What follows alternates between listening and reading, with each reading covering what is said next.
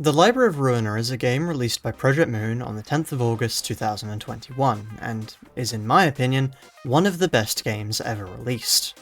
Its gameplay loop switches between visual novel-style story and turn-based battles between your librarians and the guests you have invited to the library. Defeating these guests rewards you with their books, which can be burnt to give you the cards and skills they used against you, the combination of these drops allowing you to face steadily increasing threats. It is also, in my opinion, a very hard game. So, having recently beaten the game only using one unit rather than the 5 you normally get given, there was naturally one mod that continually got recommended to me. The Library of Babel, which you could probably tell by the title of this video. It is, without a doubt, the most talked about mod for Ruina, being a total overhaul about as infamous as RLCraft is for Minecraft. Although I would personally call it Gregtech New Horizons for reasons we'll get into later. A lot of the discussion around it focuses on the absurd balancing of it, the ridiculous amounts of text each page and passive have compared to Ruina at base, and a few self-imposed rules that are heavily suggested by the mod's developer Shepard. They're not recommended by me, but once again, we'll get into that later.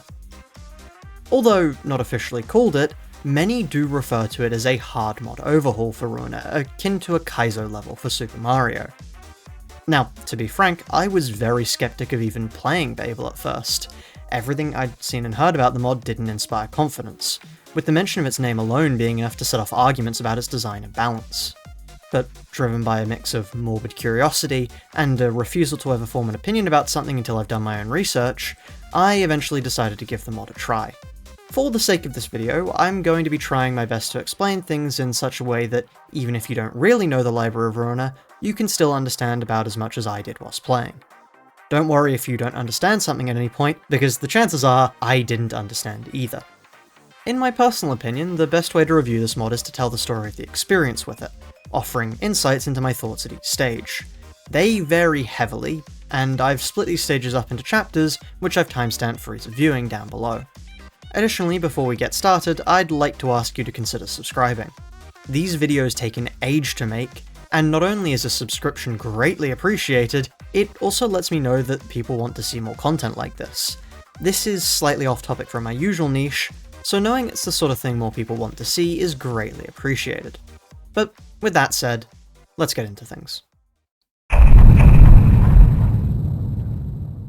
The first problem with getting into Babel lies in actually getting a hold of the mod, with it not being listed officially on Steam or Nexus mods, making it harder than simply subscribing to an item and pressing the go button. The two options to actually get the mod are joining the official Discord server for Babel, or having someone send you the mod files and guide for installation. I personally opted for the latter, and would moderately recommend the latter still. At the time, I was unsure of if I actually wanted to continue with the mod for long enough to make joining the Discord worth it, and now, from what I've seen about the way questions are answered there, I do believe my own server might be better for getting them answered, but once again, take that with a grain of salt. Anyway, after that, it was a simple matter of taking a backup and swapping around a few files before I could get into the mod proper. Apparently other mods can cause massive conflicts with Babel, so I decided to simply run with one basic quality of life mod that removes one of the few major gripes about the Library of Ruina's vanilla design I have, that being no grind, which in effect disables the book dropping mechanic, because I believe it to be utterly stupid. Now, the differences were immediately obvious. As someone who has a fair amount of time in Ruina, I've gotten used to everything having a specific look and feel to it, especially given how much I looked at this starting menu. Now, immediately Babel diverges from this, with additional detail added to each key page, the thing that gives each librarian their basic stats and initial passives, and the tutorial entirely absent from the game, which is a godsend because the tutorial sucks. Looking at the cards too, we can also see two major differences. Firstly, roll ranges have decreased dramatically, with a lot of the large gaps from pages in Ruina having been changed to only a gap of about 3 values. And secondly, each card has more text than it does in vanilla. Still, we're not quite at the point where I want to talk about this, so just keep it in the back of your mind. We started off fairly easily, with the very first reception in the game, the rats. Already the differences between Ruina and Babel are on show here, but to properly convey that, I'd like to explain what the fight is like in normal Ruina, and how Babel differs to that.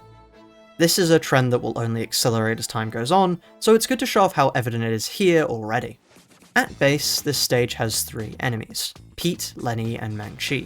Their cards do basically nothing, clashing at a value of at most 1 to 2 most of the time, other than on Skitter Away, which has a value of 1 to 3.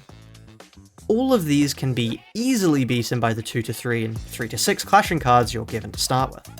Their health is miserably low, at 10 health and 5 stagger, which, to explain, is basically the amount of damage you can take until you stun and start taking increased damage, and also they've got 0 passive abilities to speak of, like every enemy does in the base game until you reach Hook Office in about 5 receptions time. Conversely, Babel's rats start things off on closer footing to you, clashing at 2 to 3 on most of their cards and inflicting bleed on every offensive dice.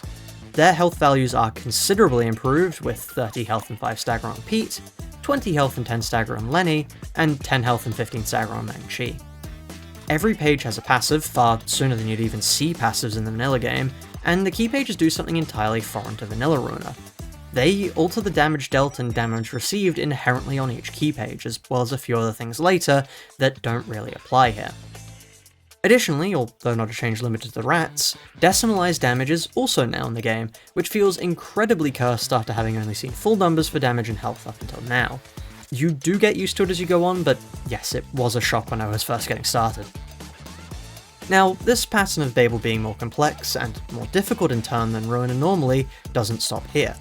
Finn, the fight after and typically an utter pushover, actually managed to put up a fight, the rest of the node's encounters requiring genuine thought too. Hell, the Brotherhood of Ruina, who normally aren't considered too difficult in Ruina, are a major roadblock for new players of Babel, and even kept me stuck for a while until I realised I needed to change the mentality you'd normally use at this stage of the game in vanilla. This mod is much harder than typical Ruina, as evidenced by the fact that I only reached Streetlight Office in the first stream, a feat which ordinarily only takes about half an hour to an hour on a first playthrough, assuming you're reading all the text. Even skipping every bit of dialogue though, it took us 3 hours to reach this point, albeit a good hour or so of that coming from the Brotherhood of Ruina. This feels like a good time to go over my initial thoughts on the mod because this is the start of my opinions beginning to shift. Simply put, I absolutely love the start of the Library of Babel. To me, it feels like the end stages of a good puzzle game. Think The Witness, Lingo, or any other rule discovery game you can think of. They all have a section where, after having learnt all the rules, the metaphorical curtain drops and reveals that everything you've been looking at as an immutable law are just the symptoms of something far greater. In Babel's case, the start of that puzzle game is the entirety of the Library of Ruina. You learn through the entirety of the game that controlling what you clash with is good, that getting hit is something to try and avoid, whilst you just burst down the boss with your attacks. You will, effectively, always have an advantage in dice numbers over your enemies, so having stage control is far easier. Babel instead immediately turns that on your head, not allowing you to have dice parity with your enemies until later on into the mod. You will be playing at an inherent disadvantage to your enemies, even more so than usual, and a lot of time against the Brotherhood of Ruina was simply throwing attempts at the wall until that realization hit me.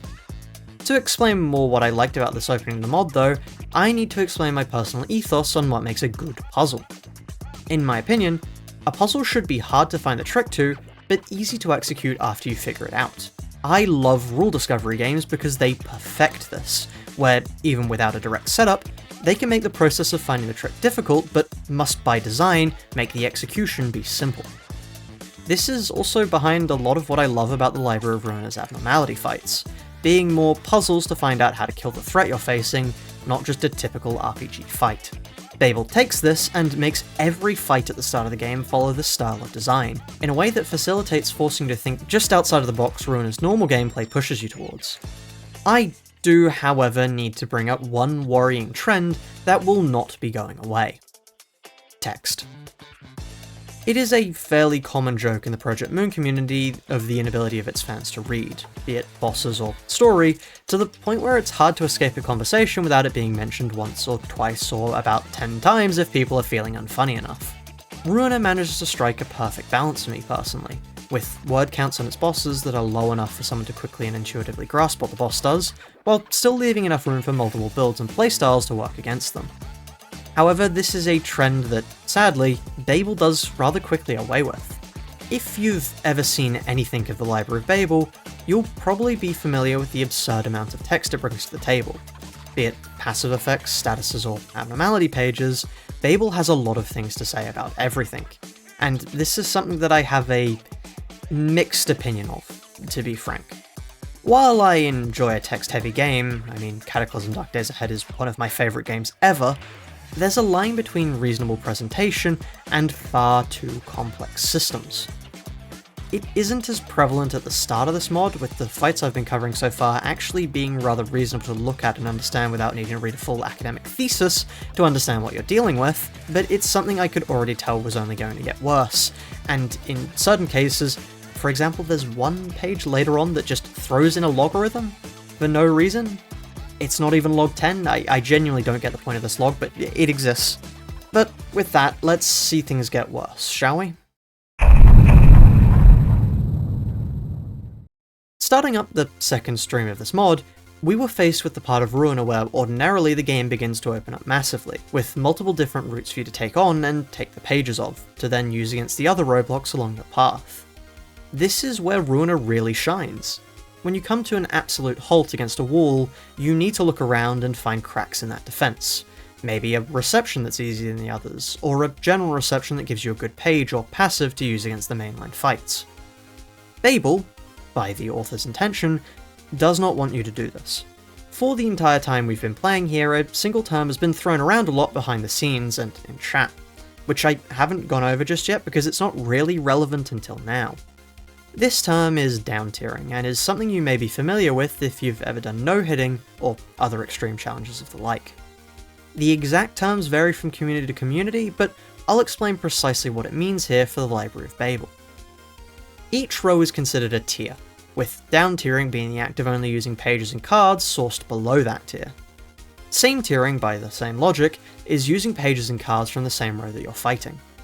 By design, the mod's author, Shepard, has intended for you to only use the pages from the row or rows below the one you're fighting.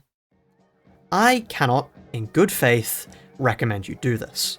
Not for a first playthrough at least. By the time you're watching this video, the options to use cards from the same tier may have been classified as a cheat, at which point you'll need to navigate to this menu I'm showing on the screen now, and toggle whatever box blocks you from doing that. You can also turn on page sniping while you're here if you like, but I personally don't really think this is a fair thing to do, and personally didn't turn it back on for myself the entire time I played. Whilst I do understand Shepard's wish to have people play the mod the way they intended for it to be played, to me the mod is a far more enjoyable experience and captures the Ruiner experience far more if you allow yourself to use whatever pages and cards you get a hold of. The feeling of being on par with your enemies and using the interesting mechanics the mod provides is far more enjoyable, in my opinion, than the constant struggle to get a foothold, not helped by another mechanic that I haven't had reason to talk about just yet. Red passives. One of the core gimmicks of Ruina is that whatever passives you see your enemies using, you'll be able to use them when you get that enemy's key page. There are a few notable exceptions to this, such as any boss enemy who tends to have shimmering, which is infinite light and card draw so their AI doesn't, die because they don't have good enough builds, and some other passives to help you see where phase changes and other various gimmicks lie. Babel, however, forgoes this, giving every enemy you'll fight a red passive, which is a passive exclusive to their enemy copy of the page that gives them major, and a lot of the time downright absurd, buffs. This utterly changes how the key page plays, making them far more of a problem to deal with even when you're just playing normally. Here, at this crossroads, we're beginning to experience red passives in full force, and whilst I may still be dispatching the enemies rather quickly, these red passives are only going to get worse and longer as time goes on.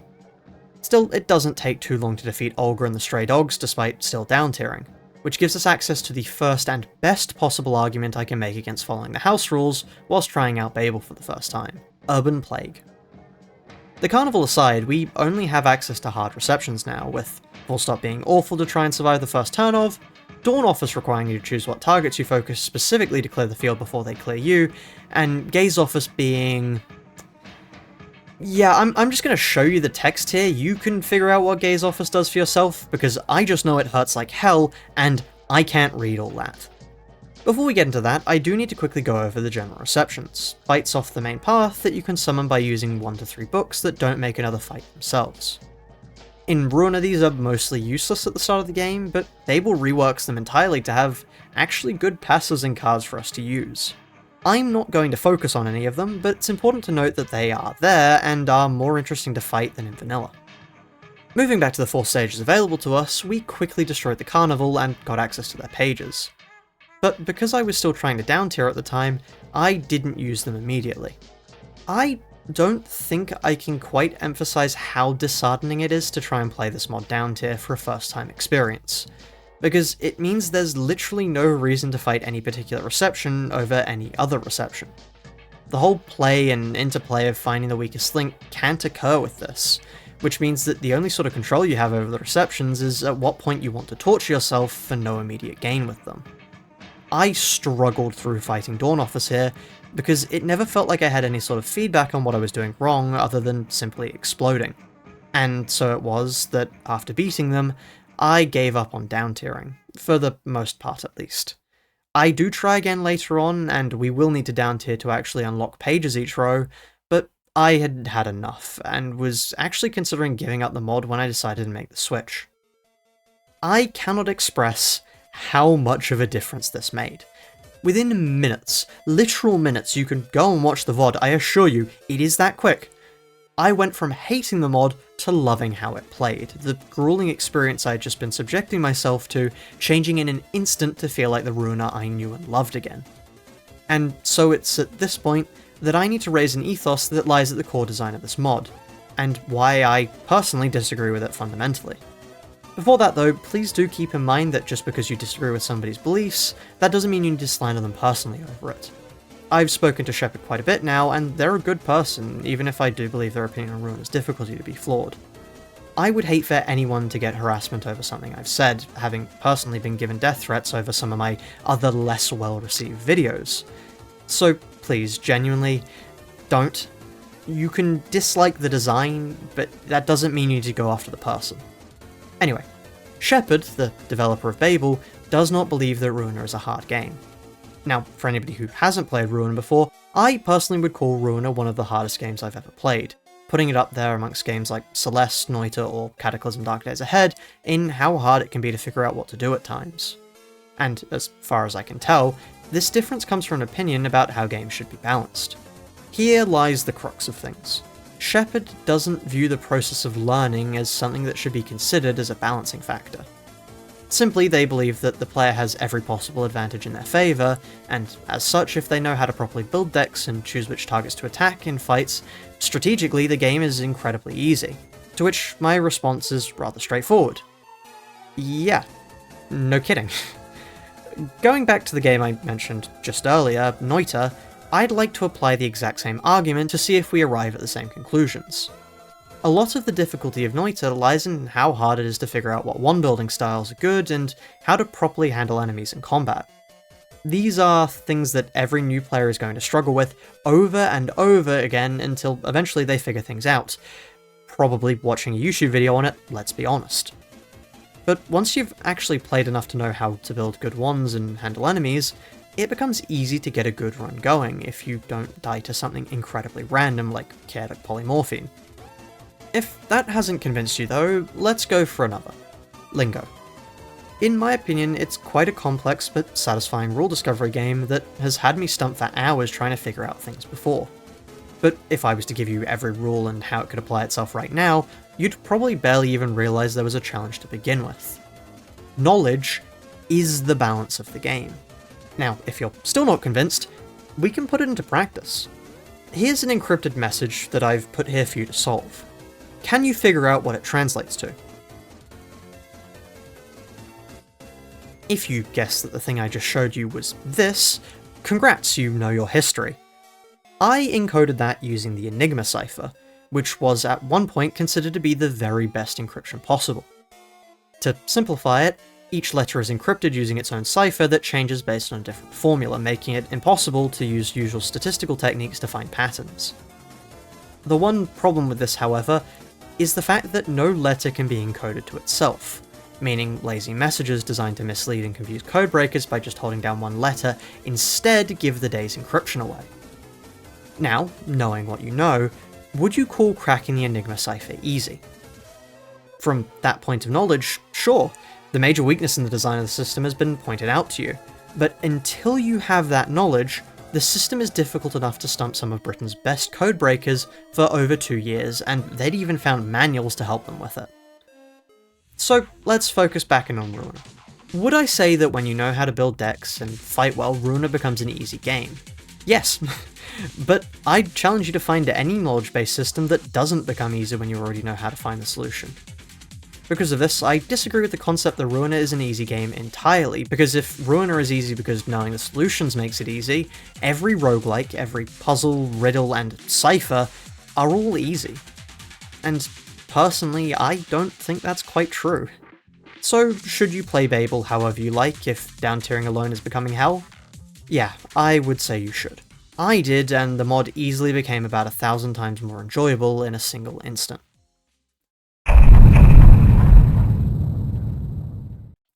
You may be thinking to yourself at this point, oh, but Coopspawn, what do you mean we're already at your final thoughts? You haven't even begun to go over Urban Nightmare, let alone Star of the City, and for that I have one very simple answer. At the time of writing this, I haven't gotten past the first row of Urban Nightmare fully. Progress changed from stages per stream to streams per stage very quickly with the advent of Urban Nightmare's difficulty spike. A spike so bad I had to actually get a real tangible notebook out to keep track of what every enemy's passives did and pages clashed at when it came time to build counters to them. If enough people are interested in me beating Babel, then I'll definitely try my hardest to keep beating it, but that's a topic for some other video some other time. For now, let's get into my final thoughts, for the time at least. My opinions of Babel are split very heavily between whether or not you're playing the intended experience in the mod, that being down tiering, or playing as you see fit. Same tiering allowed. But one constant opinion remains between the two. Calling Babel an overhaul mod of Ruina is incorrect, plainly and simply. Now, before you rush down to the comment section or the Discord to hit me with a, but streamer, you said you like Babel, what do you mean you can't call it Ruina? I need to clarify what I meant, please don't rush off just yet. I very much enjoyed my time with Babel, and even if a few people are interested in seeing me do it, I will be attempting to beat it fully. But I think calling it an overhaul mod is both slightly unfair to Babel and an inaccurate descriptor of what it really is trying to do. Ruina is a game of moderately low values, ignoring some funny strategies, that is difficult to learn and get a hold of any good strategies for unless you just look up a guide. Despite this, it has room for silly builds and gives the opportunity for some incredible comebacks if the dice fall in your favour. Babel, on the other hand, has monstrous values, is even harder to learn than Ruina, and on occasion needs very specific deck choices to deal with situations you need to face. Silly builds, outside of the same tiering, are non-existent, and you will be fighting tooth and nail to get whatever advantages you can because the enemies are playing even less fairly than they would be in vanilla. In essence, Babel is not Ruina. It has all the same assets, sound, and story, but to call it anything short of its own game using Ruina's framework would fall short for me. Babel is to Ruina as Gregtech New Horizons is to RLCraft, as Persona is to Paper Mario. They're cut of the same cloth, sure, but their fundamental ideologies and the way they play are very different. As for my more generalised opinions on Babel, I don't think it deserves the hate it gets. I would personally prefer it if text remained in a similar area as it did in the beginning, and didn't reach the absurd levels it does in Star of the City, but I can't deny that needing to get out a notebook and actually properly strategize in Ruina for once wasn't an interesting experience. I would recommend it, fittingly enough, in the same way that I would recommend Gregtech New Horizons to someone. Try it, but be under no delusion that you're going to beat it. Both mods only have completion figures in the double digits for a reason. If you do want to try it, you can either join my Discord and check the pinned comment in Ruina spoilers to get a version of the mod that will be somewhat up to date, or join the actual Babel Discord to get it straight from the source. Both servers will be linked and clearly marked down below for you to choose from, and although I may be biased, I would personally recommend joining my own if you plan on asking for help with certain things in detail. Generally, it doesn't take longer than an hour or so for someone to have an answer, and a lot of the time it'll be far shorter than that.